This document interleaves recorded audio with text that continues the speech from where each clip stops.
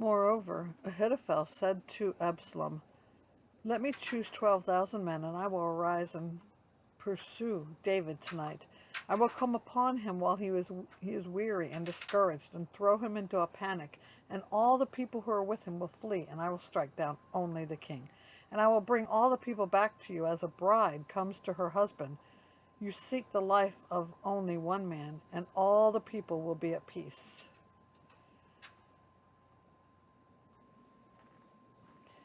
And the advice seemed right in the eyes of Absalom and all the elders of Israel. Then Absalom said, "Call Hushai the Archite also, and let us hear what he has to say." And when Hushai came to Absalom, Absalom said to him, "Thus has Ahithophel spoken. Shall we do as he says? If not, you speak." Then Hushai said to Absalom, "This time the counsel that Ahithophel has given is not good." Hushai said, "You know that your father and his men are mighty men, and that they are enraged like a bear robbed of her cubs in the field. Besides, your father is an expert in war. He will not spend the night with the people. Behold, even now he has hidden himself in one of the pits, or in some other place.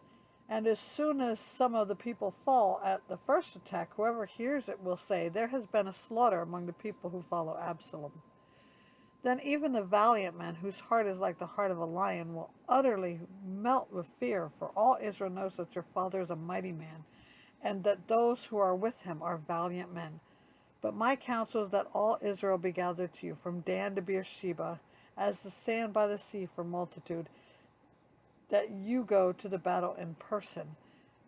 So we shall come upon him in some place where he is to be found, and he shall light upon him as the dew falls upon the ground, and of him and all the men with him not one will be left. If he withdraws into a city, then all Israel will bring ropes to that city, and we shall drag it into the valley, and until not even a pebble is to be found there."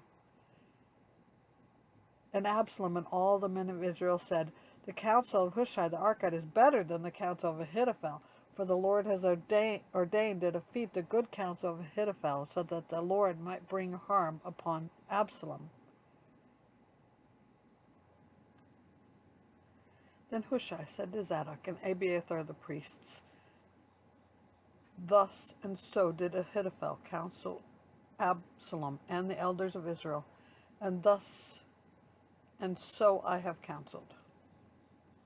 Now therefore send quickly and tell David, 'Do not stay tonight at the fords in the wilderness, but by all means pass over, lest the king and all the people who are with him be swallowed up.'"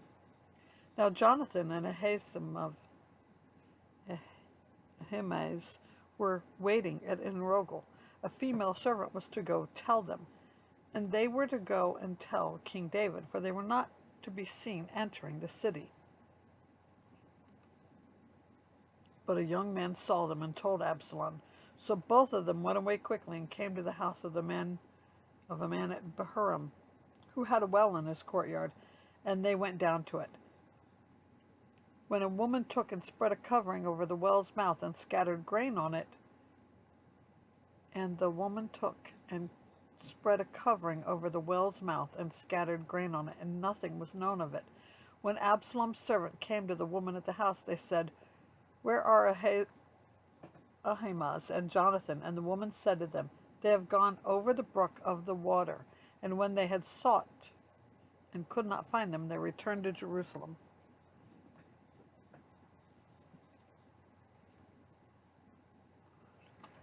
After they had gone, the men came up out of the well and went and told King David. They said to David, "Arise and go quickly over the water, for thus and so has Ahithophel counseled against you." Then David arose, and all the people who were with him, and they crossed the Jordan. By daybreak not one was left who had crossed the Jordan. When Ahithophel saw that the counsel was not followed, he saddled his donkey and went off home to his own city. He set his house in order and hanged himself, and he died and was buried in the tomb of his father.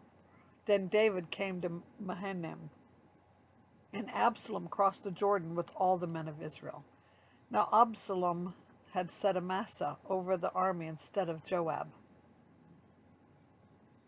Amasa was the son of a man named Ithrael the Ishmaelite, who had married Abigail, the daughter of Nahash, sister of Zeruiah, Joab's mother. And Israel and Absalom encamped in the land of Gilead. When David came to Mahanaim, Shobi the son of Nahash from Rabbah of the Ammonites, and Machir the son of Amiel from Lo-debar, and Barzillai the Gileadite from Rogelim, brought beds, basins, and earthen vessels, wheat, barley, flour, parched grain, beans, and lentils, honey and curds, and sheep and sheaves from the herd, for David and the people with him to eat. For they said, the people are hungry and weary and thirsty in the wilderness.